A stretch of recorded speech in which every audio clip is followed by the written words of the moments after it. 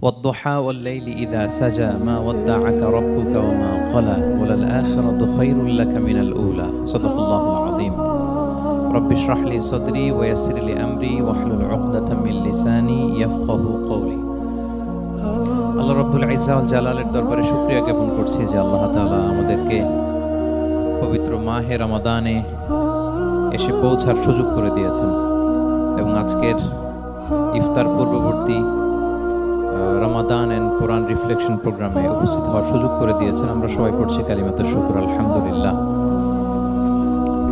আল্লাহর শুকরিয়া জ্ঞাপনের পাশাপাশি আমি আজকের প্রোগ্রামের অর্গানাইজার বাংলাদেশ মুসলিম কমিউনিটি মালয়েশিয়াকে ধন্যবাদ জানাতে চাই। এরকম চমৎকার একটি রমাদান মুবারকে কোরআনিক একটি প্রোগ্রামের আয়োজন করবার জন্য আমরা দোয়া করছি আল্লাহ তাআলা যেন এই কমিউনিটিকে ইসলামের জন্য কবুল করে এবং আমাদের যে ভাইরা নিরলস পরিশ্রম করে এই প্রোগ্রামগুলো আয়োজন করছে আল্লাহ তাআলা এই পরিশ্রম, এই ডেডিকেশন, এফোর্ট যেন তাদের নাজাতের ওয়াসিলা বানায়।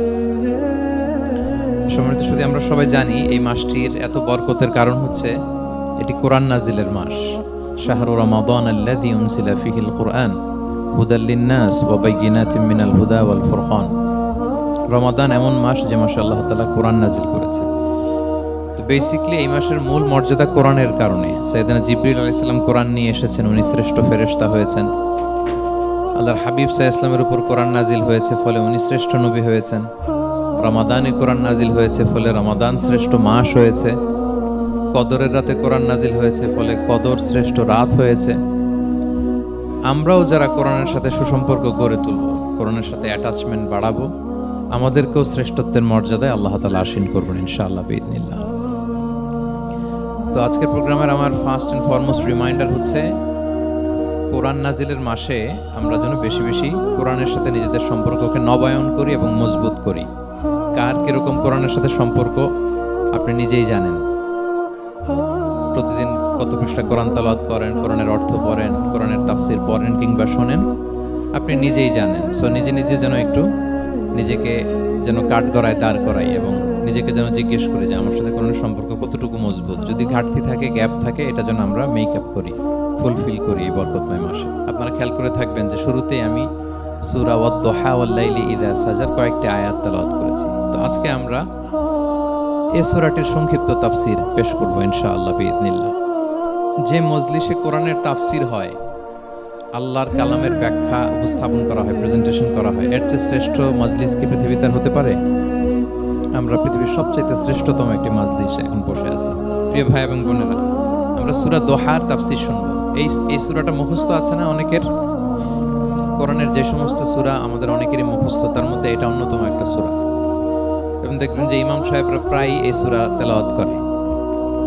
যে সমস্ত সূরা দিয়ে প্রায় নামাজ পড়া হয়, এর মধ্যে অন্যতম একটা সূরা হচ্ছে সূরাতুদ দোহা। মুআয ইবনে জাবাল রাদিয়াল্লাহু তাআলা আনহুকে আল্লাহ রাসূল সাল্লাল্লাহু আলাইহি ওয়াসাল্লাম একটা এলাকার ইমাম বানিয়ে পাঠিয়েছিলেন। ওই এলাকার মুসল্লিরা ছিলেন, লোকজন ছিলেন শ্রমজীবী, কাজ করে খেত। সারাদিন ওট দিয়ে পানি সেচ করে খেজুর গাছে পানি দিত, খেজুরের চাষাবাদ করত, সারাদিন কষ্ট করে নামাজে যে জয়েন করত। তো উনি মাগরিবের নামাজে সূরা ফাতিহার পরে সূরা বাকারা তেলাওয়াত শুরু করলেন। সূরা বাকারা কোরআনের সবচেয়ে ছোট সূরা না? 286টা আয়াত, মানে সবচেয়ে বড় সূরা। তো মাগরিবের সালাতে উনি যখন এত লম্বা তেলাওয়াত ধরলেন, মুসল্লিরা আর ইমাম সাহেবের সাথে থাকতে পারতেছে না। ওনারা তো, ইমাম সাহেবের হয়তো মন ফুরফুরে, উনি পড়তেছেন মনের আনন্দে দরাজ গলায়, কিন্তু মুসল্লিদের তো অবস্থা খারাপ। সারাদিন ওনারা খেতে খামারে কাজ করে আসছে, নামাজ ছেড়ে দিয়ে অনেকে চলে গেছে, একা একা নামাজ পড়ে যে আল্লাহ রাসূল সাল্লাল্লাহু আলাইহি ওয়াসাল্লামের কাছে যে বিচার দিল যে ইয়া রাসূলুল্লাহ, দেখেন এমন একজন ইমাম আপনি অ্যাসাইন করেছেন আমাদের এলাকায়, মাগরিবের নামাজে উনি সূরা বাকারা পড়ে, আর আমরা হচ্ছে শ্রমজীবী। রাসূল সাল্লাল্লাহু আলাইহি ওয়াসাল্লাম খুব রেগে গেলেন। মুআয ইবনে জাবালকে ডেকে বললেন, হে মুআয, আফাত্তানুন আন, তুমি কি সমাজে ফিতনা ছড়াচ্ছ? তুমি জানো না এরা কারা? তোমার কি সূরা ওয়াদ-দুহা ওয়াল-লাইলি ইযা সাজা মুখস্থ নাই? তোমার কি ওয়াশ-শামসি ওয়া-দুহাহা এটা মুখস্থ নাই? তোমার কি সাব্বিহ ইসমা রাব্বিকাল আ'লা এই সূরাগুলো তোমার জানা নাই? উনি বললেন জানা আছে। তো এগুলো রেখে দিয়ে মাগরিবের নামাজে কেন সূরা বাকারা ধরলা? তোমার মুসল্লিরা তো শ্রমজীবী মুসল্লি। একজন ইমামের দায়িত্ব হচ্ছে পেছনে কারা আছে এটা খেয়াল করা। অনেক সময় ইমাম সাহেব আল্লাহু আকবার বলে যে নামাজ ধরছে, কি হচ্ছে পেছনে আর খোঁজ খবর নাই। আল্লাহর হাবিব সাল্লাল্লাহু আলাইহি ওয়াসাল্লাম কিন্তু এমন ইমাম ছিলেন না, উনি অত্যন্ত বিবেকবোধ সম্পন্ন একজন ইমাম ছিলেন। একবার পেছনে এক বাচ্চার কান্না শুনে উনি নামাজ ছোট করে দিয়েছেন। সবাই বললেন, ইয়া রাসূলুল্লাহ, এত ছোট নামাজ তো কখনো পড়তে দেখি না। তখন রাসূল সাল্লাল্লাহু আলাইহি ওয়াসাল্লাম বললেন, একটা ছোট বাচ্চার কান্নার আওয়াজ আমার কানে এসেছে। আমার মনে হচ্ছে বাচ্চাটাকে সামলাতে নারীদের কাতারে একটা মায়ের খুব কষ্ট হচ্ছে, এজন্য নামাজটা আমি খাটো করে দিয়েছি। দেখেন কি চিন্তা চেতনা, পিছনে কি হচ্ছে সব রাসূল সাল্লাল্লাহু আলাইহি ওয়াসাল্লাম এটা খেয়াল করতেন। তো এই সূরার একটা ফজিলত আপনি জানলেন যে রাসূল সাল্লাল্লাহু আলাইহি ওয়াসাল্লাম সূরা ওয়াদ-দুহা ওয়াল-লাইলি ইযা সাজা এটা তেলাওয়াত করতে বলেছিলেন মুআয ইবনে জাবাল রাদিয়াল্লাহু তাআলা আনহুকে। এটা কোরআনের 93 নম্বর সূরা। কত নাম্বার? এটা মাক্কি সূরা, আর নাজিলের ধারাবাহিকতা অনুযায়ী এটা 11তম সূরা। মানে এই সূরার আগে আরো 10টা সূরা নাজিল হয়েছিল, তার মানে মক্কার একেবারে শুরুর দিকে এই সূরাটা নাজিল হয়েছিল। আপনারা জানেন যে এবছর আমার একটা বই এসেছে এক নজরে কোরআন নামে, সেখানে আমি প্রত্যেকটা সূরার সার সংক্ষেপ নিয়ে খুব সংক্ষেপে, কখনো যদি সুযোগ হয় আপনারা দেখবেন যে প্রত্যেকটা সূরা 5 পৃষ্ঠার মধ্যে আমরা নিয়ে আসার চেষ্টা করেছি। সেখানে এগুলো পাবেন, সূরাটা কয় নাম্বার, নাজিলের ধারাবাহিকতা কখন, তারপর কোরআন শরীফের মধ্যে কখন, এটার ফজিলত কি, এটার সেন্ট্রাল থিম কি, মেজর থিম কি, কজ এন্ড ইফেক্ট কি, সব কেস স্টাডি থেকে শুরু করে রিফ্লেকশন সব আমরা সেখানে উল্লেখ করেছি। তো এই সূরাটা শুরুর দিকে, একেবারে শুরুর দিকে নাজিল হয়েছে। তার আগে মাত্র 10টি সূরা নাজিল হয়েছে।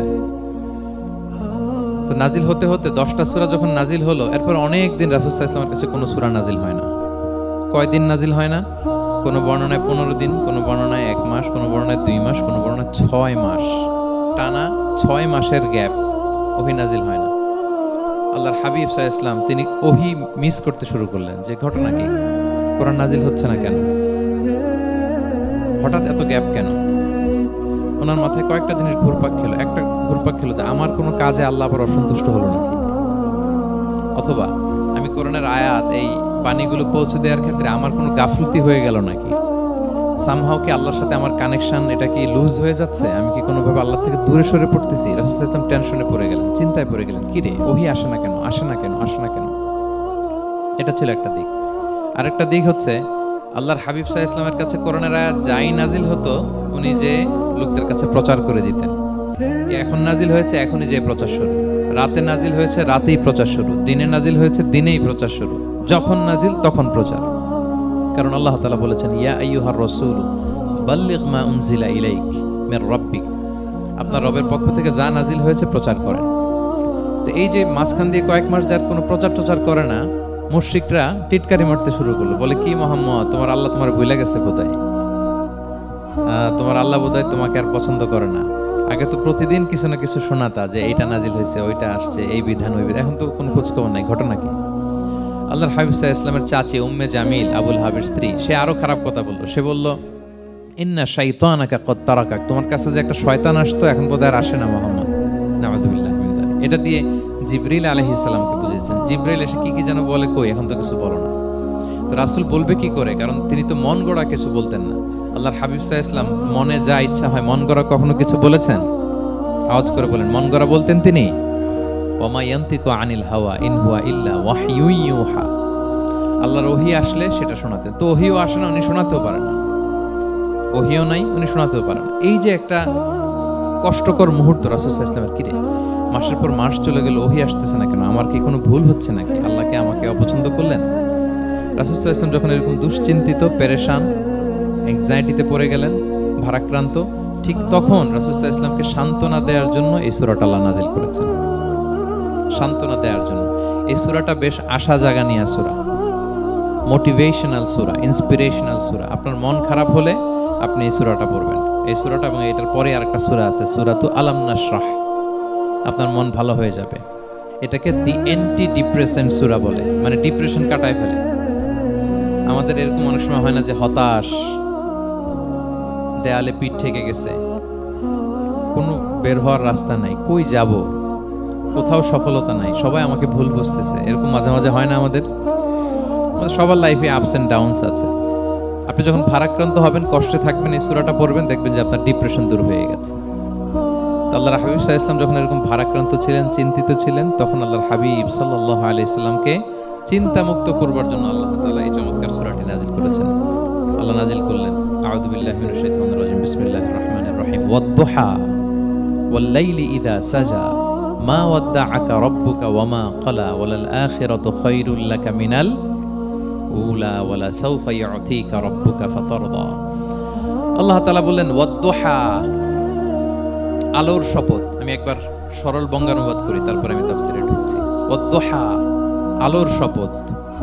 ওয়াল-লাইলি ইযা সাজা, রাতের শপথ, যখন রাত নিঝুম নিস্তব্ধ হয়। মা ওয়াদ্দাআকা রাব্বুকা ওয়া মা ক্বালা, নবী হে, আপনার রব আপনার উপর অসন্তুষ্টও হয় নাই, আপনাকে ছেড়েও যায় নাই, আপনার রব আপনার সাথেই আছে। আলহামদুলিল্লাহ। ফিল করবেন যে আল্লাহ আমার সাথে আছে, সবসময় এটা ফিল করতে হবে যে আল্লাহ তাআলা আমার সাথে আছেন, তিনি আমাকে ভুলে যান নাই, ছেড়ে যান নাই। আরে তার রহমত ছাড়া তো একটা শ্বাস নেওয়া তো আমার সম্ভব না, ঠিক কিনা বলেন? আল্লাহর রহমত ছাড়া একটি সেকেন্ড এই পৃথিবীতে সার্ভাইভ করা কি আমাদের পক্ষে সম্ভব না? ওয়ালাল আখিরাতু খায়রুল লাকা মিনাল উলা, নবী হে, আপনার পরবর্তী সময় পূর্ববর্তী সময়ের চেয়ে অনেক ভালো হবে ইনশাআল্লাহ। মানে good days are coming in your life, ভালো সময় আসতেছে। ওয়ালা সাওফা ইউতিকা রাব্বুকা ফাতারদা, আর আপনার রব আপনাকে এত দিবেন আপনি খুশি হয়ে যাবেন। আপনার রব আপনাকে এত দিবেন আপনি নিয়ে কুলাতে পারবেন না। আলাম ইয়াজিদিকা ইয়াতীমান ফাআওয়া, নবী আপনি কি ইয়াতীম ছিলেন না? তিনি কি আপনাকে আশ্রয় দেননি? ওয়া ওয়াজাদাকা দাল্লান ফাহাদা, আপনি পথ খুঁজতেছিলেন, আল্লাহ আপনাকে পথ দেখিয়েছেন। ওয়া ওয়াজাদাকা আইলান ফাআগনা, আপনি নিঃস্ব রিক্ত হস্ত ছিলেন, আল্লাহ তাআলা আপনাকে ধনী বানিয়েছেন। ফাআম্মাল ইয়াতীমা ফালা তাকহার, খবরদার এতিমের সাথে কখনো কঠোর হবেন না। ওয়া আম্মাস সাইলা ফালা তানহার, ফরিয়াদি যে সুয়াল করে হাত পাতে তাকে ধমক দিয়ে তাড়িয়ে দিবেন না। ওয়া আম্মা বিনি'মাতি রাব্বিকা ফাহাদ্দিস, আর আপনার রবের যে নেয়ামত আপনার প্রতি, এটার বর্ণনা করুন। সুবহানাল্লাহ। এই হচ্ছে সরল অনুবাদ সূরাতুদ দুহা। এবার আসুন আমরা এটার তাফসীরে ঢুকি। আল্লাহ তাআলা প্রথমে দুইটা শপথ করলেন, কসম করলেন, দুইটা ওথ। আমরা যদি সংক্ষেপে ভাগ করি তাহলে 11 আয়াত বিশিষ্ট এই সূরাতে প্রথম 2 আয়াতে দুইটা শপথ আছে, তারপরের 3টা আয়াতে রাসূল সাল্লাল্লাহু আলাইহি ওয়াসাল্লামকে 3টা কনফার্মেশন দেয়া হয়েছে, সুসংবাদ দেয়া হয়েছে। এরপরের 3টা আয়াতে আল্লাহর হাবিব সাল্লাল্লাহু আলাইহি ওয়াসাল্লামের অতীতে আল্লাহ কি নিয়ামত দিয়েছেন সেটার একটা রিমাইন্ডার দেয়া হয়েছে। আর সবশেষে 3টা ওয়ার্ক প্ল্যান দেয়া হয়েছে, কর্মসূচি, সেগমেন্ট। আপনি এক নজরে কোরআন এগুলো পাবেন, এরকম সেগমেন্ট আকারে আমরা ভাগ করেছি। আই রিপিট, আমি আবারও বলছি, সূরা দোহার 11 আয়াত বিশিষ্ট এই সূরার প্রথম 2 আয়াতে 2টি শপথ, তারপরের 3 আয়াতে 3টি সুসংবাদ, তারপরের 3 আয়াতে অতীতে যে রাসূলকে নিয়ামত দেয়া হয়েছিল সেটা স্মরণ করিয়ে দেওয়া, আর শেষ 3 আয়াতে 3টা ওয়ার্ক প্ল্যান, কর্মসূচি, রাসূল সাল্লাল্লাহু আলাইহি ওয়াসাল্লাম কি করবেন। ক্লিয়ার হয়ে গেছে না সূরাটা? আসুন এবার তাফসীরে ঢুকি। আল্লাহ তাআলা বললেন ওয়াদ-দুহা, নবী আলোর শপথ। আলো, দোহা মানে আলো। আমার সাথে আওয়াজ করে বলুন, দোহা মানে কি? আলো, সকালের আলো, প্রভাতের সূর্য কিরণ। দিনের প্রথম অংশে একটা সানশাইন থাকে না, খুব চমৎকার লাগে 9টা 10টার দিকে, হ্যাঁ, সানশাইন। এই সকালের সানশাইনটাকে আরবিতে বলে দোহা। এজন্য এই সময় আল্লাহর হাবিব সাল্লাল্লাহু আলাইহি ওয়াসাল্লাম নামাজ পড়তেন, এটাকে বলে সলাতুদ দোহা, মানে দোহার নামাজ। এটাকে বলে সলাতুদ দোহা, দোহার নামাজ। তো দেখেন রাসূল সাল্লাল্লাহু আলাইহি ওয়াসাল্লামের মন ভালো করবার জন্য প্রথমে আল্লাহর ওয়ার্ডিংটা দেখেন, আল্লাহ তাআলা কেমন চমৎকার শব্দ চয়েস করেন। প্রথমে আল্লাহ বললেন আলো। আলো বললে তো মনটা ভালো হয়ে যায়, কি বলেন? এই আলো মানে আশার আলো, সম্ভাবনার আলো, প্রশান্তির আলো। ওয়াদ-দুহা, আলোর শপথ। মানে নবী আপনি হতাশ হবেন না, হাল ছাড়বেন না, ভরসা রাখুন। আপনি ঘর থেকে বের হন, দেখুন কি চমৎকার আলো। It's a beautiful day out there. জান, হোয়াট এ নাইস সানশাইন। কি চমৎকার উজ্জ্বল প্রভাতের সূর্য কিরণ, এত চমৎকার জলজলে সানশাইনিং এনভায়রনমেন্ট, আপনার মন খারাপ হয় কি করে? ওয়াদ-দুহা, দোহার শপথ মানে প্রভাতের সূর্য কিরণের শপথ। আবার বললেন ওয়াল-লাইলি ইযা সাজা, রাতের শপথ, যখন সে রাত নিঝুম হয়, গভীর হয়, নিস্তব্ধ হয়। দুইটা শপথ, আলোর শপথ আর রাতের অন্ধকারের শপথ। আলোর শপথ বলে বেসিক্যালি আল্লাহ তাআলা ওহীর আগমনকে বুঝিয়েছেন, আর রাতের শপথ বলে আল্লাহ তাআলা বেসিক্যালি ওহীর অনুপস্থিতিকে বুঝিয়েছেন। মানে রাত দিন দুইটাই যেমনি লাগে, আল্লাহ তাআলা বোঝাতে চাইলেন নবী আপনি টেনশন করবেন না, আমি উইথ ইউ, আমি আপনার সাথে আছি। ওহী আসা না আসা দুইটাই গুরুত্বপূর্ণ। রেগুলার যদি ওহী আসে এটা রিসিভ করতে আপনার কষ্ট হয়ে যাবে। আল্লাহর পক্ষ থেকে আসমানি কিতাবের যে ওহী, এটা সাধারণ কোনো কথা না।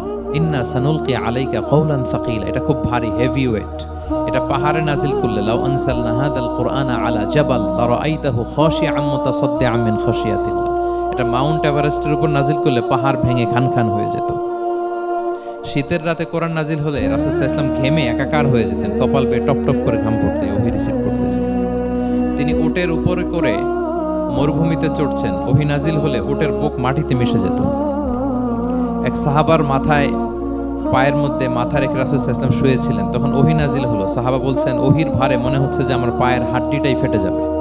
তার মানে এটা খুব ভারী বাণী, খুবই ভারী, এটা সাধারণ কোনো কালাম না। এই যে রাসূল সাল্লাল্লাহু আলাইহি ওয়াসাল্লামের কাছে যে ওহী নাজিল হচ্ছিল, এটা যদি রেগুলার নাজিল হয়, এটা রিসিভ করা রাসূল সাল্লাল্লাহু আলাইহি ওয়াসাল্লামের জন্য সহজ হবে না, কঠিন হয়ে যাবে। রেগুলার ওহী নাজিল হলে এটার যে পাওয়ার, প্রেশার, রাসূল সাল্লাল্লাহু আলাইহি ওয়াসাল্লামের স্নায়ু এটা বরদাস্ত করতে পারবে না। তো আল্লাহ বোঝাতে চাইলেন, নবী, আমি কাফিররা যে বলে আপনাকে আমি ভুলে গেছি, কখনো না, নেভার এভার। বরং আপনার যাতে একটু রেস্ট হয়, আরাম হয়, আপনাকে একটু কমফোর্ট দেওয়ার জন্য আমি সাময়িকভাবে ইচ্ছে করে ওহীটা বন্ধ রেখেছি। সুবহানাল্লাহ পড়বেন না? আপনার যাতে একটু কমফোর্ট হয়, আপনার যেন একটু আরাম হয়, ওহী রিসিভ করে করে যেন আপনি অভ্যস্ত হতে পারেন, এজন্য আমি ইচ্ছা করে আপনাকে একটু আরাম দেওয়ার জন্য ওহী বন্ধ রেখেছি। সারাদিন যদি, মানে দিনের 24 ঘন্টায় যদি সূর্য থাকে, ভাল লাগবে? আচ্ছা বলেন, 6 মাস টানা সূর্য ভাল লাগবে আপনার? রোদের গরমে আমরা অস্থির হয়ে যাব। তো 12 ঘন্টা সূর্যের আলোর পরে যেমনি রাতের দরকার আছে, আল্লাহ বোঝাতে চাইলেন ওহী নাজিল হওয়ার পাশাপাশি মাঝে মাঝে ওহী ব্রেক দেওয়ার দরকার আছে, ওহী বন্ধ থাকার দরকার আছে।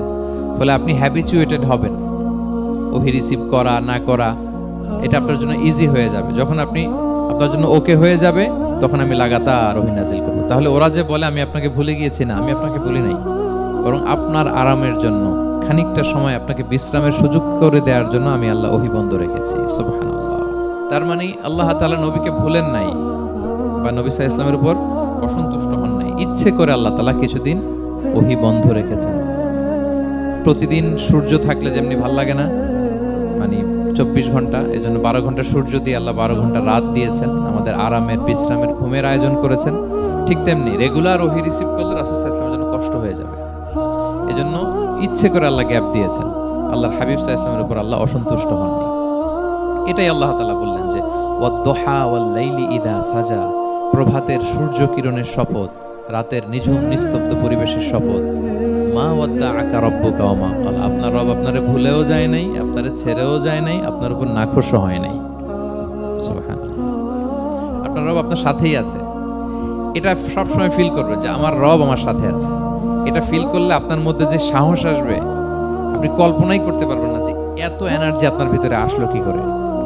আপনারা খেয়াল করেছেন, বছর খানিক আগে ভারতবর্ষের আমাদের এক বোনের সামনে কিছু সন্ত্রাসী, ওরা জয় শ্রীরাম জয় শ্রীরাম বলতেছিল, মনে আছে? কিন্তু আমার ওই বোন মুস্কান কি বলছিল বলেন তো? তার এক আল্লাহু আকবারে from north to south, from east to west, the entire globe প্রকম্পিত হয়েছে। আমরা সবাই পড়েছি আল্লাহু আকবার, সবাই আমরা কি পড়েছি? আল্লাহু আকবার। কারণ সে ফিল করেছে যে আল্লাহ আমার সাথে আছে। মনকে তুমি বুঝিয়ে বলো আল্লাহ আছেন আমার সাথে, এটা ফিল করতে হবে। আল্লাহর হাবিব সাল্লাল্লাহু আলাইহি ওয়াসাল্লামকে আল্লাহ তাআলা এইটাই অ্যাসিউরেন্স দিলেন, কনফার্মেশন দিলেন যে মা ওয়াদ্দাআকা রাব্বুকা ওয়া মা ক্বালা, আপনার রব আপনাকে ভুলে যায় নাই, আপনার রব আপনার প্রতি অসন্তুষ্ট হয় নাই। আমি ইচ্ছা করে ওহীটা বন্ধ রেখেছি যাতে আপনার আরাম হয়। সুবহানাল্লাহ। আল্লাহর হাবিব সাল্লাল্লাহু আলাইহি ওয়াসাল্লামের প্রতি আল্লাহ তাআলা কতটা টেক কেয়ার করতেন দেখেন। রেগুলার ওহী নাজিল হলে রাসূল সাল্লাল্লাহু আলাইহি ওয়াসাল্লামের কষ্ট হয়ে যাবে, এজন্য তিনি কিছুদিন ওহী বন্ধ রেখে রাসূল সাল্লাল্লাহু আলাইহি ওয়াসাল্লামকে বিশ্রামের ব্যবস্থা করে দিয়েছেন। তাহলে প্রথম 3টা আয়াত ক্লিয়ার না সবার কাছে? আচ্ছা, প্রথম 2টো আয়াতে 2টা শপথ গেল, এরপরে 3টা সুসংবাদ। সুসংবাদের প্রথমটা হলো আমি ভুলিও নাই, ছাড়িও নাই, আপনার সাথে আছি। এরপর আল্লাহ বললেন ওয়ালাল আখিরাতু খায়রুল লাকা মিনাল উলা, নবী হে, আপনার পরবর্তী সময় পূর্ববর্তী সময়ের চেয়ে ভালো হবে। নিশ্চয়ই আপনার পরবর্তী সময় পূর্ববর্তী সময়ের চেয়ে ভালো হবে। তার মানে গুড ডেইজ আর কামিং, ভালো সময় আপনার জীবনে আসছে, আপনি হতাশ হবেন না, নিরাশ হবেন না। এরপর আল্লাহ তাআলা বললেন ওয়ালা সাউফা ইউতিকা রাব্বুকা ফাতারদা, নবী হ্যাঁ, আপনার রব আপনাকে এত দিবে আপনি খুশি হয়ে যাবেন, আপনার রব আপনাকে এত নেয়ামত দান করবে আপনি আপনার রবের প্রতি সন্তুষ্ট হয়ে যাবেন। সুবহানাল্লাহ। এবং তাই হয়েছে। যারা আপনারা সিরাত পড়েছেন, যারা আল্লাহর হাবিব সাল্লাল্লাহু আলাইহি ওয়াসাল্লামের জীবনী নিয়ে ধারণা রাখেন, তারা দেখবেন যে আল্লাহর রাসূল সাল্লাল্লাহু আলাইহি ওয়াসাল্লাম যেখানেই মনে কষ্ট পেয়েছেন, বিষণ্ণ, চিন্তিত, তখনই আল্লাহ তাআলা রাসূল সাল্লাল্লাহু আলাইহি ওয়াসাল্লামের চিন্তা দূর করে রাসূল সাল্লাল্লাহু আলাইহি ওয়াসাল্লামকে সন্তুষ্ট করেছেন। যখনই রাসূল সাল্লাল্লাহু আলাইহি ওয়াসাল্লামের মনে কষ্ট, তিনি চিন্তিত, তখনই আল্লাহ তাআলা ওনাকে হ্যাপি করেছেন। কাইন্ড অফ রাসূলকে হ্যাপি করাই আল্লাহর কাজ, আল্লাহর হাবিব সাল্লাল্লাহু আলাইহি ওয়াসাল্লামকে হ্যাপি করাই আল্লাহ তাআলার কাজ। দেখেন কিভাবে আল্লাহ তাআলা আল্লাহর হাবিব সাল্লাল্লাহু আলাইহি ওয়াসাল্লামকে হ্যাপি করেছেন, একটু খেয়াল করে দেখেন। মক্কাতে যখন খুব জটিল অবস্থা, দাওয়াতি কাজ চালিয়ে নেওয়াটা রাসূল সাল্লাল্লাহু আলাইহি ওয়াসাল্লামের জন্য কষ্ট হয়ে যাচ্ছে, নমুসলিম সাহাবাদের উপর অত্যাচার, তখন আল্লাহর হাবিব সাল্লাল্লাহু আলাইহি ওয়াসাল্লাম দেখলেন যে এই মক্কার দুজনের একজনকে আমার চাই। তাদের একজন যদি ইসলামের ছায়াতলে আসে তাহলে ইসলামের পাল্লাটা ভারী হয়। কারা? একজন হচ্ছে ওমরে ফারুক আর একজন আবু জাহাল। দুজনের একজন তখন ইসলাম ধর্ম গ্রহণ করেনি। তো রাসূল সাল্লাল্লাহু আলাইহি ওয়াসাল্লাম কেঁদে কেঁদে আল্লাহর কাছে ফরিয়াদ জানালেন, আল্লাহুম্মা আইজ্জাল ইসলামা বিআহাব্বি হাযাইন আর-রাজুলাইনি ইনদাক। আল্লাহ, আমি কাউকে স্পেসিফিক তোমার কাছে চাই না, শুধু এটাই বলি, দুজন লোকের নাম বলবো, এই দুজন লোকের মধ্যে থেকে যাকে তোমার পছন্দ হয় তাকে তুমি ইসলামের ছায়াতলে এনে ইসলামকে শক্তিশালী করো। এক হচ্ছে আবু জাহাল, আরেক হচ্ছে ওমরে ফারুক। এই দোয়াটা তিনি করতে লাগলেন আর খুব চিন্তিত, দুজনের কেউই মুসলমান হয় না। একদিন হঠাৎ সাহাবারা বললেন, ইয়া রাসূলুল্লাহ, আল্লাহর হাবিব সাল্লাল্লাহু আলাইহি ওয়াসাল্লাম তখন দারুল আরকামের ভেতরে বসা। সাহাবারা বললেন, ইয়া রাসূলুল্লাহ, আপনি এখান থেকে সরে যান, কারণ ওমরে ফারুক নাঙ্গা তলোয়ার নিয়ে আসতেছে আপনাকে হত্যা করবার জন্য। তো আল্লাহ রাসূল সাল্লাল্লাহু আলাইহি ওয়াসাল্লাম বললেন যে তোমরা সরে যাও, আমার মনে হচ্ছে ওই যে চোখের পানি ছেড়ে আমি দোয়া করেছি, ওই দোয়া আজকে কবুল হতে শুরু করেছে, তোমরা সরো। ঠিকই ওমরে ফারুক রাদিয়াল্লাহু তাআলা আনহু আসলেন, এসে তিনি তলোয়ার রেখে দিয়ে বললেন, আশহাদু আল্লা ইলাহা ইল্লাল্লাহ ওয়া আশহাদু আন্না মুহাম্মাদান আবদুহু ওয়া রাসূলুহু। আমি সাক্ষ্য দিচ্ছি আল্লাহ ছাড়া কোনো ইলাহ নেই এবং আপনি আল্লাহর প্রেরিত বান্দা এবং রাসূল। এই দৃশ্য দেখে রাসূল সাল্লাল্লাহু আলাইহি ওয়াসাল্লাম খুশি হয়ে গেলেন। ওয়ালা সাউফা ইউতিকা রাব্বুকা ফাতারদা। আল্লাহ বলেছিলেন যে নবী হে, আপনাকে এত দিব, আপনার রব আপনাকে এত নেয়ামত দিবে, আপনি শুধু খুশিই হবেন, সন্তুষ্ট হবেন আমার প্রতি। এদের রাসূল সাল্লাল্লাহু আলাইহি ওয়াসাল্লামের দোয়া কবুল করে আল্লাহ তাআলা ওমরে ফারুককে ইসলামের ছায়াতলে এনে ইসলামকে শক্তিশালী করলেন। ফাতারদা, রাসূল সাল্লাল্লাহু আলাইহি ওয়াসাল্লাম খুশি হয়ে গেলেন। এভাবে প্রতিটা ক্ষেত্রে, মক্কাতে যখন খুব কঠিন অবস্থা, রাসূল সাল্লাল্লাহু আলাইহি ওয়াসাল্লাম তায়েফে চলে গেলেন দাওয়াত দেওয়ার জন্য। নেইবারিং সিটি, আপনারা যে হজ উমরা করেছেন জানেন, মক্কার পাশের সিটি তায়েফ। দাওয়াত দিলেন, দাওয়াত প্রত্যাখ্যান করলো তারা। শুধু তাই না, ফিজিক্যালি হ্যারেস করা হলো আল্লাহর হাবিব সাল্লাল্লাহু আলাইহি সাল্লামকে। রাসূল সাল্লাল্লাহু আলাইহি ওয়াসাল্লামের জামা ধরে, গা ধরে টানা হেঁচড়া করা হলো, পাথর মারা হলো, তিনি রক্তাক্ত হলেন। হামালাতুল জিবাল, পাহাড় রক্ষী ফেরেশতারা বলল, ইয়া রাসূলুল্লাহ, আপনি যদি আদেশ দেন তায়েফের দুই দিকের পাহাড় দিয়ে এমন চাপা দিব, পুরো তায়েফের জনপদ একেবারে ভ্যানিশ হয়ে যাবে। আল্লাহর হাবিব সাল্লাল্লাহু আলাইহি ওয়াসাল্লাম বললেন, না, আমি আশা করি তাদের পরবর্তী নেক্সট জেনারেশনের কেউ না কেউ পড়বে লা ইলাহা ইল্লাল্লাহ মুহাম্মাদুর রাসূলুল্লাহ। তাই হয়েছে। এখন তায়েফে যান, শুধু মসজিদ আর মসজিদ, মসজিদ আর মসজিদ। কি চমৎকার পরিবেশ! তায়েফে গেলে মনেই হবে না আরব দেশ। বৃষ্টি হয় প্রতিদিন, অনেক চাষাবাদ হয়, চমৎকার এলাকা। রাসূল সাল্লাল্লাহু আলাইহি ওয়াসাল্লামের দোয়ার বরকত। তো তায়েফবাসী দাওয়াত প্রত্যাখ্যান করলো। রাসূল সাল্লাল্লাহু আলাইহি ওয়াসাল্লাম গায়ের রক্ত পরিষ্কার করে নাখলা নামক খেজুরের বাগানে যায়েদ রাদিয়াল্লাহু তাআলা আনহুকে ফজরের নামাজ পড়তেছিলেন। আল্লাহর হাবিব সাল্লাল্লাহু আলাইহি ওয়াসাল্লাম যখন ফজরের সালাতে তেলাওয়াত করতে লাগলেন, একদল জিন পাশ দিয়ে যাচ্ছিল। তারা তাদের এলাকায় যেয়ে বলল, ইন্না সামি'না কুরআনান আজাবা ইয়াহদি ইলা রুশদি ফাআমান্না বি। জিনেরা আগে আকাশের উপরে ওঠে, ফেরেশতারা কি বলে চুরি করে শুনে আসতো।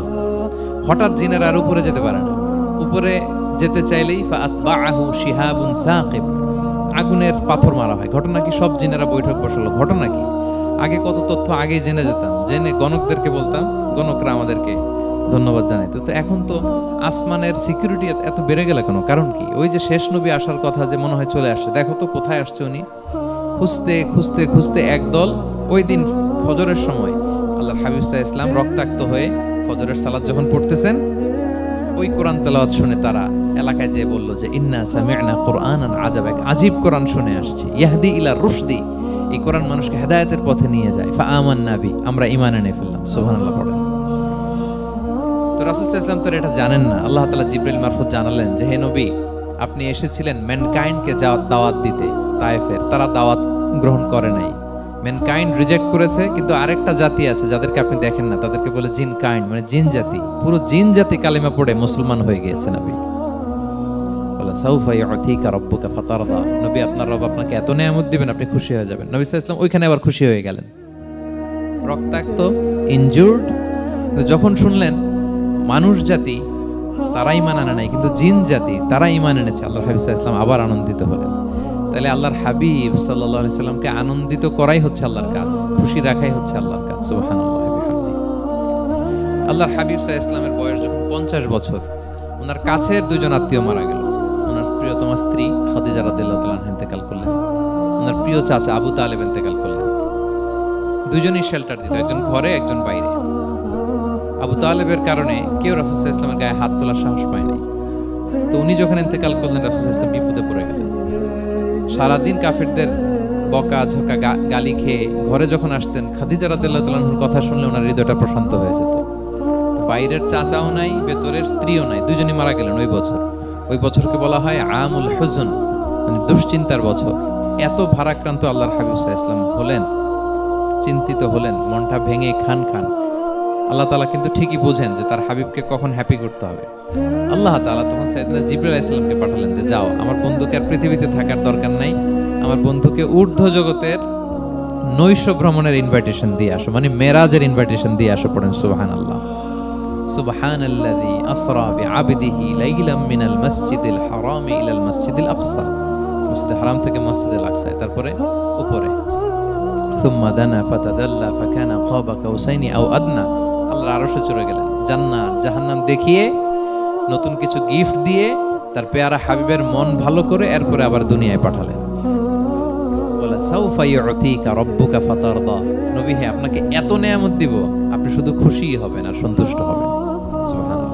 এবার বুঝতে পারতেছেন কিভাবে আল্লাহর হাবিবকে আল্লাহ তাআলা খুশি করেছেন। মক্কায় আর থাকতে পারতেছেন না, এমন অবস্থা যে কোনো সময় আল্লাহর হাবিব সাল্লাল্লাহু আলাইহি ওয়াসাল্লামকে হত্যা করা হবে। আল্লাহ তাআলা আল্লাহর হাবিবের জন্য নতুন জায়গার ব্যবস্থা করে দিলেন, তওবা কিংবা তাইবা, যেটাকে আমরা মদিনা বলি। তিনি মদিনায় গেলেন, আবার রাসূল সাল্লাল্লাহু আলাইহি ওয়াসাল্লামের হৃদয় প্রশান্ত হলো।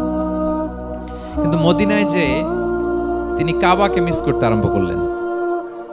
আল্লাহর হাবিব সাল্লাল্লাহু আলাইহি ওয়াসাল্লাম নবী হওয়ার পরে টানা 14 বছর কিবলা ছিল কিন্তু বাইতুল মাকদিস। কিন্তু মক্কায় যখন তিনি ইবাদত করতেন, তিনি বাইতুল মাকদিসের দিকেই হয়েই নামাজ পড়তেন, কিন্তু সামনে কাবাটারে রাখতেন। কথা বুঝতে পেরেছেন? মক্কায় যখন তিনি নামাজ পড়তেন 13 বছর, কিবলা যেহেতু বাইতুল মাকদিসের দিকেই হয়ে নামাজ পড়তেন, কিন্তু মাঝখানে রাখতেন কোনটারে? কাবাকে। তাহলে কেমন যেন কাবাই তার সামনে। আচ্ছা, তো মদিনায় যখন গেলেন, এখন তো আর সুযোগ নাই, কাবা একদিকে, বাইতুল মাকদিস আরেক দিকে, এখন কাবাকে আর সামনে রাখা যাচ্ছে না। মিস করতে লাগলেন কাবাকে। আর প্রত্যেক নামাজের পরে আকাশের দিকে তাকায় থাকেন, ইস আল্লাহ যদি আয়াত নাজিল করে আমার জন্মস্থান যে মক্কা, আমার পূর্বপুরুষ ইব্রাহিম আলাইহিস সালামের যে ওই কাবার দিকে যদি কিবলাটা ঘুরাই দিত, কতই না ভালো হতো। আল্লাহ বলেন যে আপনি যে কদ নারা তাকাল্লুবা ওয়াজহিকা ফিস সামা, নবী আপনি যে আকাশের উপর চেহারা উঠিয়ে মনে মনে কি চান আমি তো বুঝি। আল্লাহর হাবিব সাল্লাল্লাহু আলাইহি ওয়াসাল্লামকে খুশি করার জন্য আল্লাহ আয়াত নাজিল করলেন, ফাওয়াল্লি ওয়াজহাকা শাতরাল মাসজিদিল হারাম। নবী হ্যাঁ, আপনাকে খুশি করার জন্য নতুন বিধান নাজিল করলাম। এখন থেকে, ফ্রম রাইট নাও, আপনি যখনই নামাজ পড়বেন এখন থেকে কাবামুখী হয়ে আপনি সালাত আদায় করবেন। তাহওয়িলুল কিবলা, কিবলা পরিবর্তন হয়ে গেল। সুবহানাল্লাহ। আপনারা মসজিদে নববীর পাশে মদিনাতে একটা মসজিদ দেখবেন, এটাকে বলে মসজিদ যুল কিবলাতাইন। এমন মসজিদ যে মসজিদে এক নামাজে 2 কিবলা শেয়ার করা হয়েছিল। মানে এই আয়াত যখন নাজিল হলো, আল্লাহর হাবিব সাল্লাল্লাহু আলাইহি ওয়াসাল্লামের সাথে একজন নামাজ পড়ে যে ওই মসজিদে যে দেখে কিছু লোক নামাজ পড়তেছে ওই বাইতুল মাকদিসের দিকে হয়ে, কারণ তখন পর্যন্ত ওইটাই কিবলা। তিনি নামাজরত অবস্থায় এদেরকে বললেন যে তোমরা তো জানো না এই মাত্র আয়াত নাজিল হয়েছে, কিবলা কিন্তু আর ওই দিক নাই, ডাইরেকশন চেঞ্জ, এদিকে হয়ে যাও। তো ইমাম সহ মুসল্লি সব ঘুরে নামাজের মধ্যে ওইদিকে হয়ে গেছে। তাহলে একই নামাজে 2টা কিবলা শেয়ার করা হয়েছে, ফলে তখন থেকে মসজিদের নাম হয়ে গেছে মসজিদ যুল কিবলাতাইন, 2 কিবলাওয়ালা মসজিদ। তাহলে দেখেন আল্লাহর হাবিব সাল্লাল্লাহু আলাইহি ওয়াসাল্লামকে খুশি করার জন্য আল্লাহ তাআলা কিবলা চেঞ্জ করে দিয়েছে। সুবহানাল্লাহ বলতে পারলেন না? এভাবে যখনই আল্লাহর হাবিব সাল্লাল্লাহু আলাইহি ওয়াসাল্লাম বিষণ্ণ, চিন্তিত, মন খারাপ, ওনার মন ভালো করার দায়িত্ব নিয়েছে কে? জিবরাইল এসে শোনাতে লাগলো আগের জামানায় কেউ 500 বছর 700 বছর হায়াত পেয়েছে। বনি ইসরাইলের অনেক মুজাহিদ 1000 বছর জিহাদ করেছে। কয় হাজার বছর জিহাদই করছে? 1000 বছর। আমরা হায়াত পাই কয় বছর? আমাদের হায়াত কয় বছর অন অ্যান এভারেজ? 60-70। আল্লাহর হাবিব সাল্লাল্লাহু আলাইহি ওয়াসাল্লাম এটাই বলেছেন যে আমার উম্মতি মা বাইনা 60 ইলা 70, আমাদের গড় আয়ু 60 থেকে 70। ওয়া আকাল্লুহুম মা ইয়াজুযু যালিক, সামান্য অল্প সংখ্যকই মানুষ এটাকে ক্রস করতে পারে। এই কথা শুনে যে আগের উম্মত 1000 বছর জিহাদ করছে, এটা শুনে রাসূল সাল্লাল্লাহু আলাইহি ওয়াসাল্লাম আবার কাঁদতে আরম্ভ করলেন, হায় রে আমার গুনাহগার উম্মতের কি হবে, আমার উম্মত তো 60-70 শেষ, আমার উম্মতের কি হবে। আবার চিন্তিত, আবার কান্নাকাটি। তখন আল্লাহ তাআলা নাজিল করলেন, ইন্না আনসালনাহু ফি লাইলাতিল কদর ওমা আদরাকা মা লাইলাতুল কদর লাইলাতুল কদরি খায়রুম মিন আলফি শাহর। নবী আপনি কাঁদবেন না, ওদেরকে হায়াত দিছি বেশি, কদর দেই নাই। আপনার উম্মতকে হায়াত কম দিছি, কিন্তু আপনার উম্মতের জন্য আমি লাইলাতুল কদর রেখে দিয়েছি। এক কদরের রাতে ইবাদত করলে খায়রুম মিন আলফি শাহর, 1000 মাস ইবাদত করলে যে পরিমাণ সওয়াব, অতটুকু না, খায়ের এর চেয়ে বেশি সওয়াব আল্লাহ তাআলা আপনার উম্মতের আমলনামায় দিয়ে দিবেন। আবার আল্লাহর হাবিব সাল্লাল্লাহু আলাইহি ওয়াসাল্লাম মন ভালো হয়ে গেল, ওয়ালা সাউফা ইউতিকা রাব্বুকা, সবাই বলেন ওয়ালা সাউফা ইউতিকা রাব্বুকা ফাতারদা। নবী এত দিব, আপনি শুধু হ্যাপি হবেন, হ্যাপি। এরপরে বদরের যুদ্ধে বিজয় দান করলেন, মক্কা বিজয় দান করলেন, তাবুক যুদ্ধে বিজয় দান করলেন।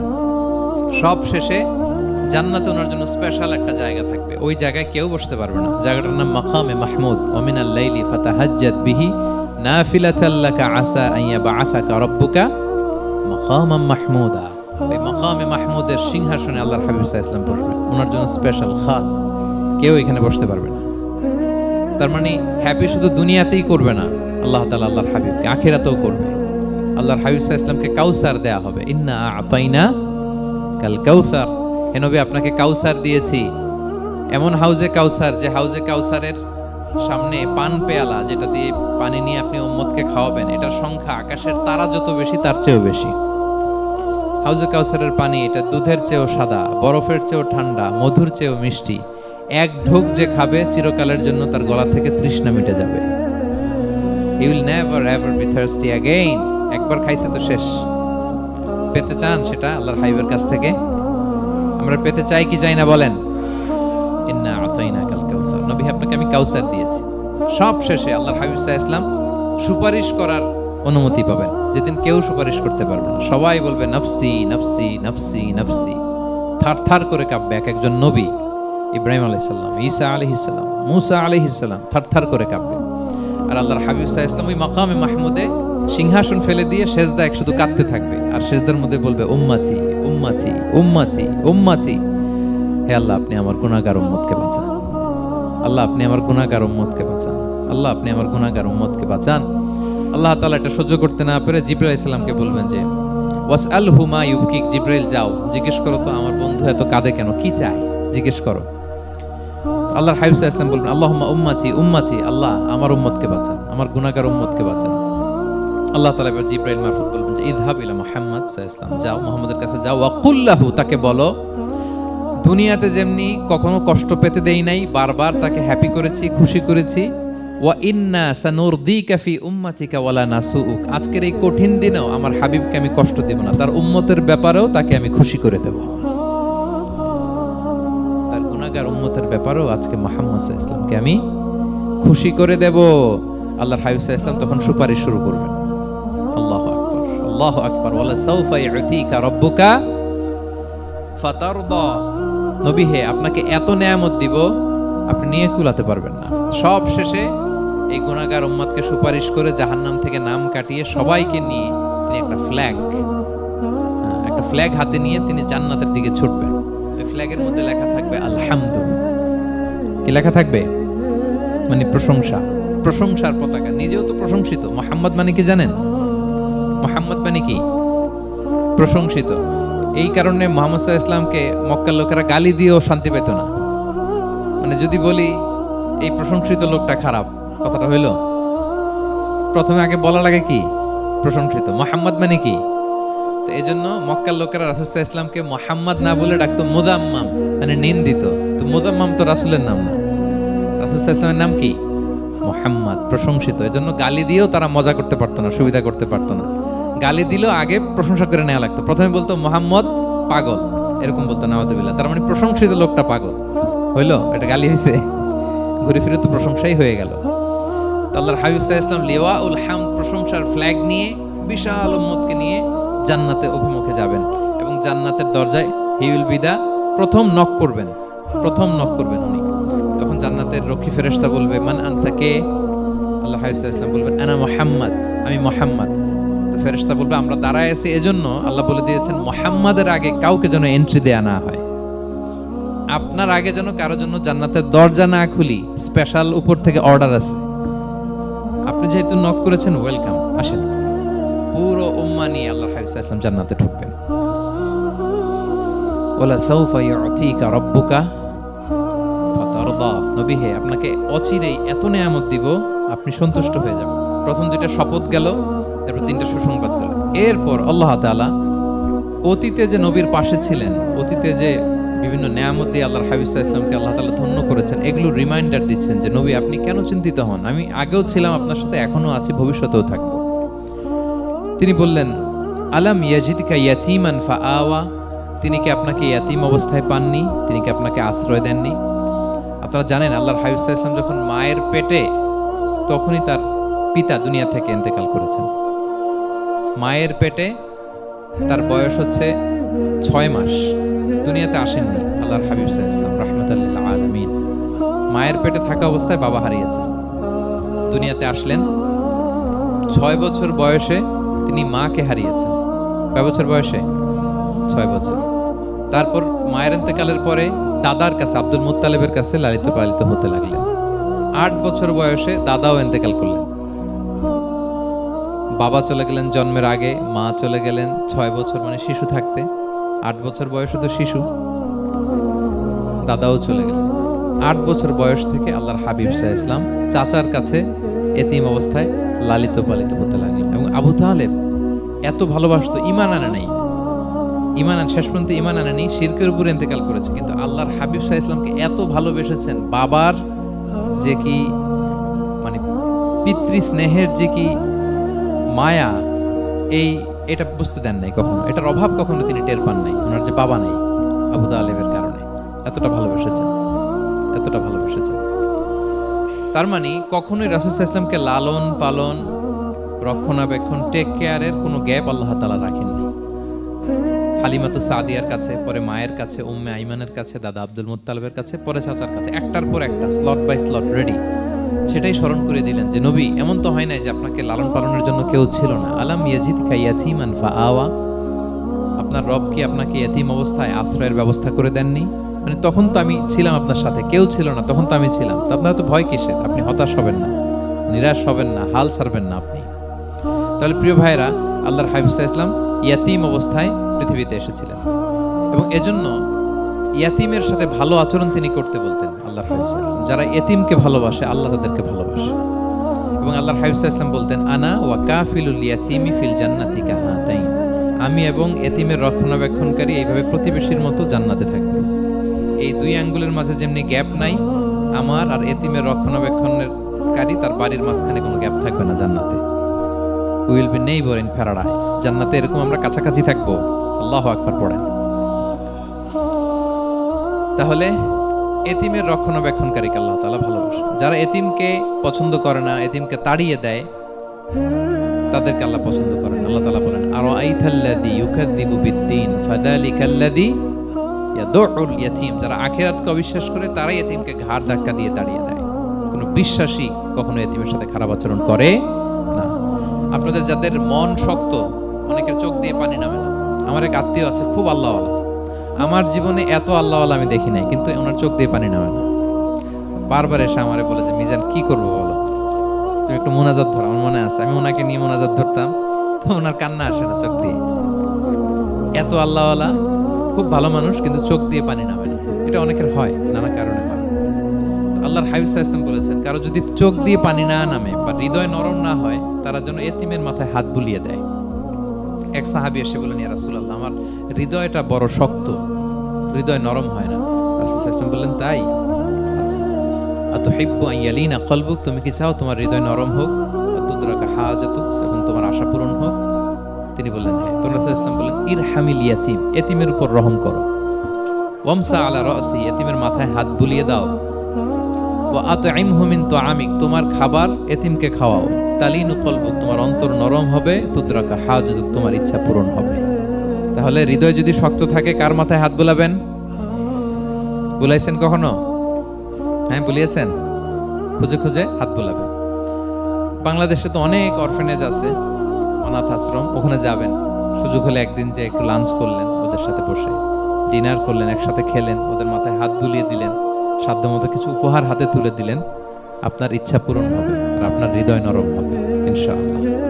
আর এতিমকে আদর করা মানে নবী সাল্লাল্লাহু আলাইহি ইসলামের প্রতি ভালোবাসা দেখানো, কারণ আমার নবী এতিম হয়ে বড় হয়েছে। এতিমের প্রতি ভালোবাসা প্রকারান্তরে নবী সাল্লাল্লাহু আলাইহি ইসলামের প্রতি ভালোবাসা দেখানো হয়, কারণ আমার নবী এতিম হয়ে বড় হয়েছে। সুবহানাল্লাহ। কিন্তু তার বিপরীতে আমরা সমাজে কি দেখি? এতিমের মাথায় হাত বুলানো তো দূরের কথা, এতিমের সম্পদও খেয়ে ফেলে অনেকে। হ্যাঁ, এরকম আছে না? এতিমের সম্পদ দেদারসে গিলতেছে। কি যে আমাদের চিন্তাধারা! দেখবেন যে লোকটা এতিমের সম্পদ গিলে, ওরা রোজা অবস্থায় এক ঢোক পানি গিলাতে পারবেন কিনা দেখেন। যে বলেন একটু পানি খান তো, খাবে না, কেন? হারাম। তো ওই হারাম কিন্তু গিলতেছে ইচ্ছা মতো। রোজা অবস্থায় এক ফোঁটা আপনি পানি গিলাতে পারবেন না, কেন? হারাম। কিন্তু ওইদিকে ভাতিজার সম্পদ গিলতেছে দেদারসে। আল্লাহ বলেন এটা ভাতিজার সম্পদ না, এটা তুমি জাহান্নামের আগুন পেটে ঢুকাচ্ছ। জাহান্নামের আগুন। ইন্নাল্লাযীনা ইয়াকুলুনা আমওয়ালাল ইয়াতামা যুলমান ইন্নামা ইয়াকুলুনা ফি বুতুনিহিম নারা ওয়া সায়াসলাউনা সাঈরা। যারা এতিমের সম্পদ খায়, এটা সম্পদ না, এটা জাহান্নামের আগুন তুমি পেটে ঢুকাচ্ছ। সো এতিমের প্রতি যেন আমরা নমনীয় হই, তাদের মাথায় হাত বুলাই, তাদের জন্য খরচ করি, তাদের প্রতি যেন আমরা দয়াদ্র হই, কারণ আমার নবী এতিম অবস্থায় বড় হয়েছে। তাহলে নবী সাল্লাল্লাহু আলাইহি ইসলামকে এটা স্মরণ করে দিলেন, নবী আপনি তো এতিম ছিলেন, আমি তো আপনাকে রক্ষণাবেক্ষণের ব্যবস্থা করছি। আর কি করেছি? ওয়াজাদাকা দাল্লান ফাহাদা। নবী আপনাকে আমি এমন অবস্থায় পেয়েছি, আপনি পথ খুঁজতেছিলেন, আমি আপনাকে পথ দেখিয়েছি। You are searching the right path and I guided you to the right sense of direction. আপনি পথ খুঁজতেছিলেন, আমি পথ দেখাইছি। এখানে দল্লানের অর্থ পথভ্রষ্ট করা যাবে না। ওয়াজাদাকা দাল্লান, হে নবী আপনাকে আমি পথভ্রষ্ট পেয়েছি, পরে পথ দেখাইছি, এরকম বলা যাবে না। এটা আল্লাহর হাবিব সাল্লাল্লাহু আলাইহি ওয়াসাল্লামের ক্ষেত্রে প্রযোজ্য নয়। অনেক বাংলা তাফসীর অর্থে আমি দেখেছি পথ হারা। নবী আপনাকে আমি পথ হারা পেয়েছি, পথ দেখেছি, এটাও খুব একটা সুন্দর না। সবচেয়ে সুন্দর হচ্ছে নবী আপনি পথ খুঁজতেছিলেন, সত্যের অনুসন্ধানী ছিলেন। অনেক সময় দেখবেন অনেক পথিক যেতে যেতে এমন এক জায়গায় যায়, দেখে 3 রাস্তা কিন্তু কোনো সাইনবোর্ড নেই। পুরাতন রাস্তাগুলোতে এরকম অনেক সময় হতো না আমাদের, 3 দিকে রাস্তা, কোনো সাইনবোর্ড নেই, তো যাবো কই?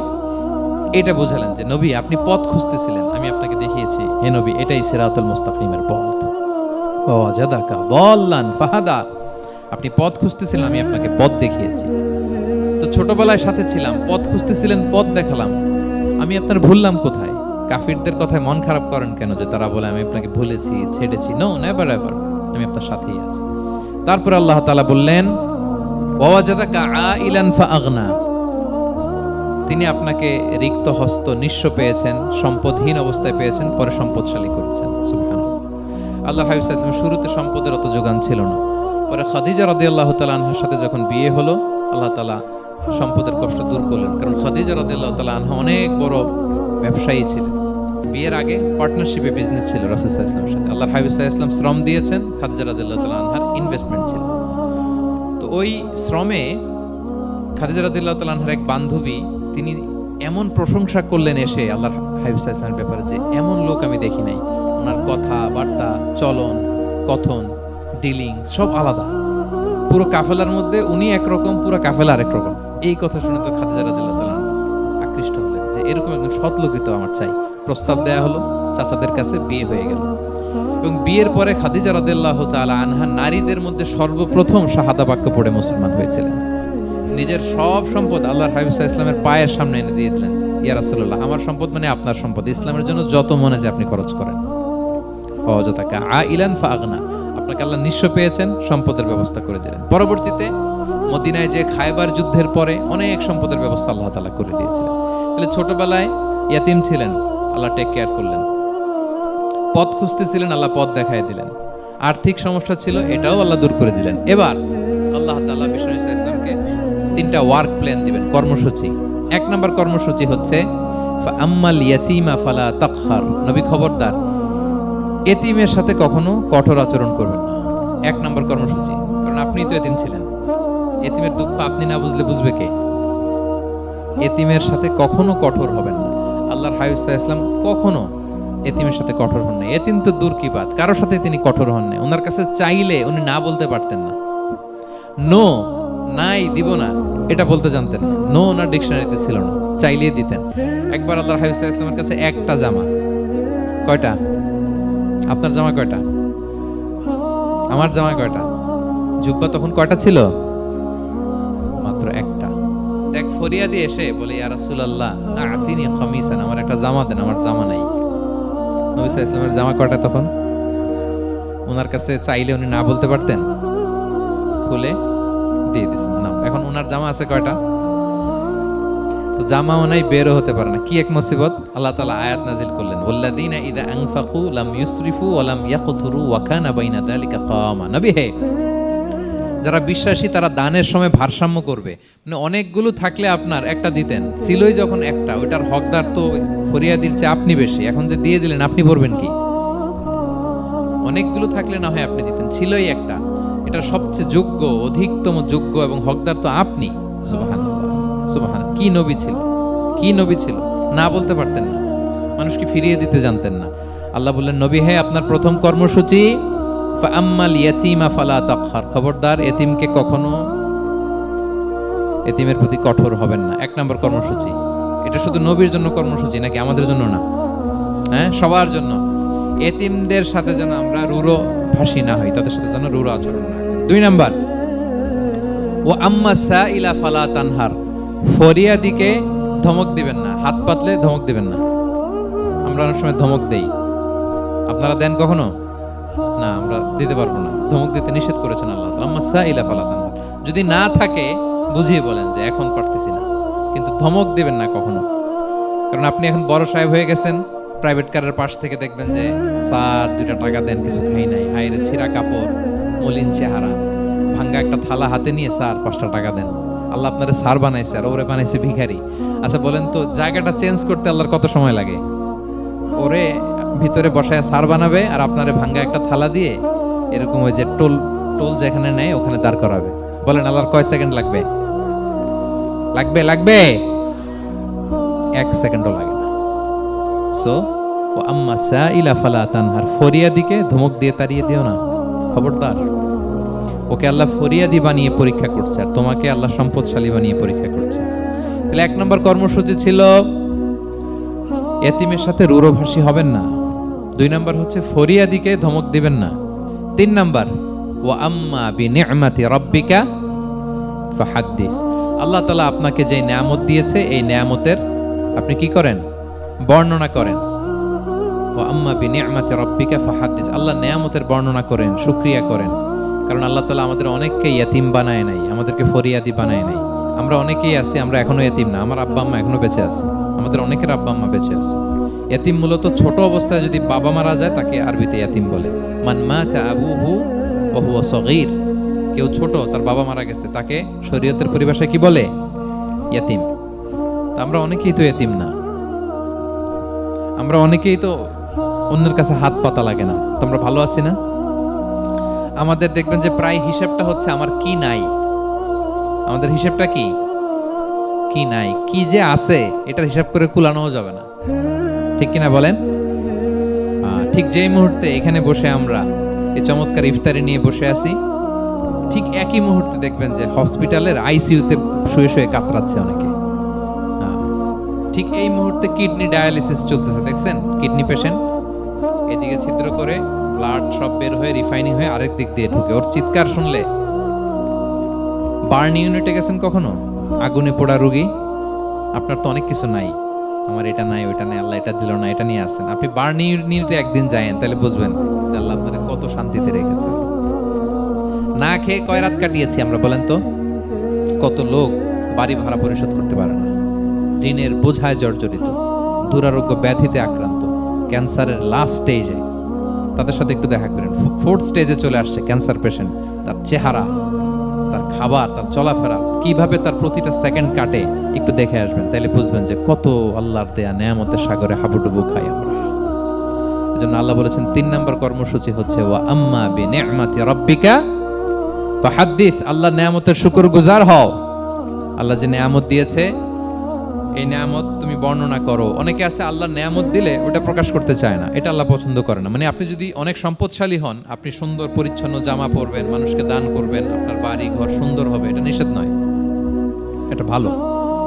আপনি আল্লাহর দেয়া নিয়ামত ব্যবহার করতে পারবেন এবং বলতেও পারবেন, কিন্তু শুকরান লা ফখরান, শুকরিয়া স্বরূপ বলবেন, ফখর করে, অহংকার করে না।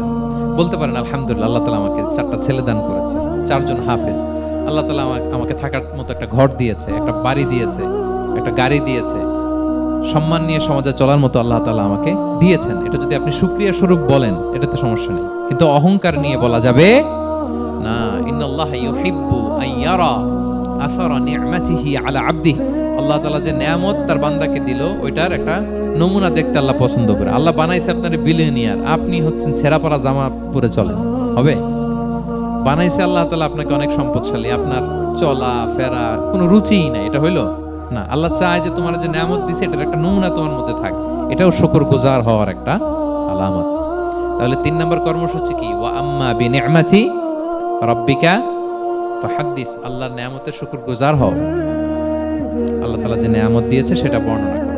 তাহলে প্রিয় ভাইরা, সূরাতুদ দোহা এটা হচ্ছে একটা মোটিভেশনাল সূরা, আশা জাগানিয়া সূরা, অ্যান্টি ডিপ্রেশন বলি আমি এই সূরাটাকে। ডিপ্রেশন থাকলে চলে যাবে, কারণ ওয়ালাল আখিরাতু খায়রুল লাকা মিনাল উলা, হে নবী আপনার পরবর্তী সময় আপনার পূর্ববর্তী সময়ের চেয়ে ভালো। সবসময় আশাবাদী হবেন।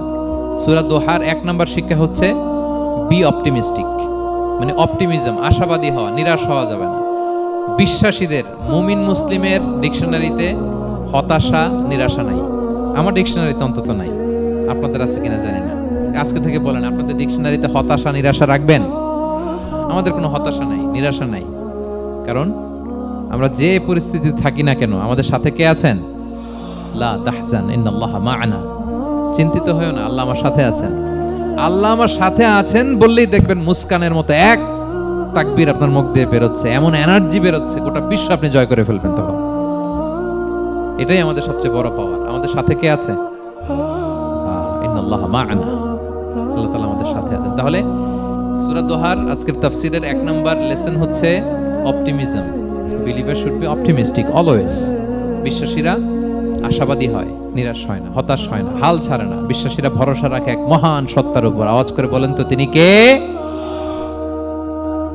আল্লাহর উপর ভরসা রাখে, আমরা নিরাশ হই না। 2 নাম্বার শিক্ষা হচ্ছে গ্রেটফুলনেস, কৃতজ্ঞতা।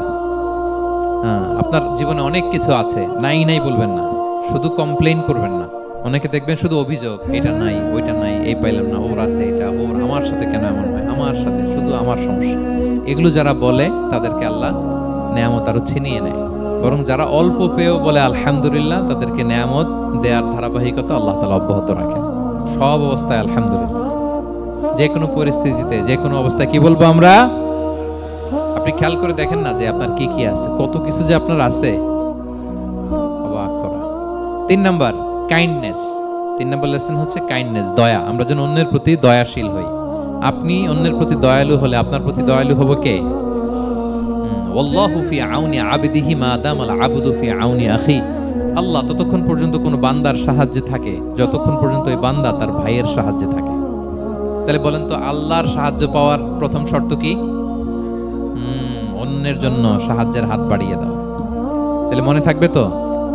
নাকি এতিমকে ধাক্কা দিয়ে বের করে দিবেন? ফরিয়াদিকে ধমক দিবেন একটা? বড় সাহেব তো আপনি, বড় স্যার, খবরদার। তাহলে 1 নম্বর লেসন অপটিমিজম। আমরা হতাশ হব না, হতাশা আমাদের ডায়েরিতে নাই, আমরা আশাবাদী, আমরা আল্লাহর রহম ভরসার ভিখারি, ঠিক কিনা বলেন? 2 নম্বর লেসন হচ্ছে গ্রেটফুলনেস। আমরা সবসময় আল্লাহর প্রতি শুকরগুজার হব, কৃতজ্ঞ হব। আল্লাহর হাবিব সাল্লাল্লাহু আলাইহি ওয়াসাল্লাম বলতেন, আল্লাহুম্মা জাআলনি সাবুরা ওয়া জাআলনি শাকুরা ওয়া জাআলনি ফি আইনি সাগীরা ওয়া ফি আয়ুনিন নাসি কাবীরা। আল্লাহ আপনি আমাকে ধৈর্যশীল বান্দা বানান, আপনি আমাকে শুকরগুজার বানান। আল্লাহ আমার চোখে আমাকে ছোট বানান। আল্লাহ গোটা বিশ্বের মানুষের চোখে, জনতার চোখে আমাকে বড় বানান। আওয়াজ করে পড়েন আমিন। এই দোয়াটা বেশি বেশি পড়বেন। আর সব শেষে আমরা যেন কাইন্ড হতে পারি, অন্যের প্রতি দয়ালু হতে পারি। যে রহম করে সে রহম প্রাপ্ত হয়, যে অন্যকে দয়া দেখায় সে আল্লাহর পক্ষ থেকে দয়া পায়। আল্লাহ তাআলা আমাদের সবাইকে কথাগুলো বোঝার ও আমল করার তৌফিক দান করুক। হাযা মা ইনদি ওয়াল ইলমু ইনদাল্লাহি আলাইহি তাওয়াক্কালতু ওয়া ইলাইহি উনীব। আসসালামু আলাইকুম ওয়া রাহমাতুল্লাহি ওয়া বারাকাতুহু।